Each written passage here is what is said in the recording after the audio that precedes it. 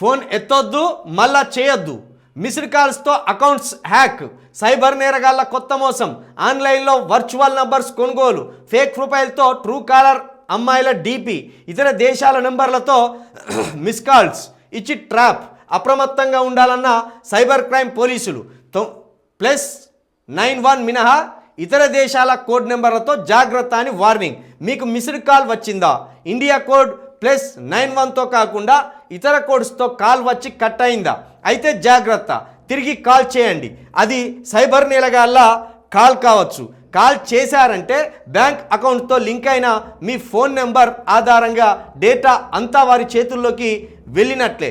రోజు రోజుకు పెరిగిపోతున్న సైబర్ నేరాల్లో ప్రస్తుతం కొత్త రకం మోసానికి సైబర్ నేరగాళ్లు తెరతీశారు. మిస్డ్ కాల్స్ ఇచ్చి రిటర్న్ కాల్ చేసి వారి అకౌంట్స్ హ్యాక్ చేస్తున్నారు. ఇలాంటి కాల్స్ పట్ల అప్రమత్తంగా ఉండాలని సైబర్ క్రైమ్ పోలీసులు హెచ్చరిస్తున్నారు.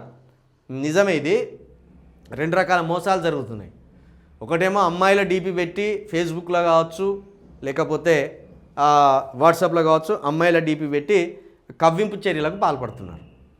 కవ్వింపు చర్యలకు పాల్పడి వాళ్ళని ట్రాప్ చేసి వాళ్ళ డబ్బులు దండుకుంటున్నారు. లేదా ఇట్లా అన్నోన్ కాల్ చేసి మన అకౌంట్ హ్యాక్ చేసి డబ్బులు మాయం చేస్తున్నారు. కాబట్టి ఈ సైబర్ నేరాలు బాగా పెరిగినాయి. మన ఫోన్ నెంబరు బ్యాంక్ అకౌంట్కి లింక్ అయి ఉంటుంది.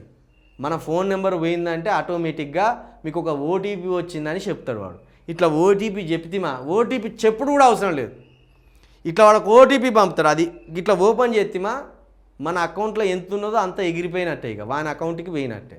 ఇక దీన్ని మన సైబర్ క్రైమ్లు పట్టుకోలేరు, వాళ్ళ చుట్టూ తిరగలేరు. కాబట్టి ఇలాంటి నేరాల పట్ల ఎప్పటికప్పుడు అప్రమత్తంగా ఉండండి. మీకు ఏదైనా మెసేజ్ వచ్చినా ఆ మెసేజ్ను మీరు ఓపెన్ చేయకుండానే ఆ మెసేజ్ ఏందో మీకు అర్థమైపోతుంది. దాన్ని బట్టే మెసేజ్ సింపుల్గా డిలీట్ చేసి పడేయండి, కానీ మెసేజ్ ఓపెన్ చేయకండి.